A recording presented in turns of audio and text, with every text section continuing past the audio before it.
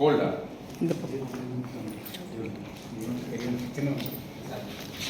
என்ன இருக்கு இதுல? எதுக்கு கொடுக்குறீங்க எனக்கு? எதுக்கு எனக்கு கொடுக்குறீங்க? எனக்கு எதுக்கு கொடுக்குறீங்க இது? Thank you thank you thank you. குட். இங்கே பாருங்க. ஆமாம் இங்கே பாருங்க. அவன் காய்ச்சல் அவனுக்கு.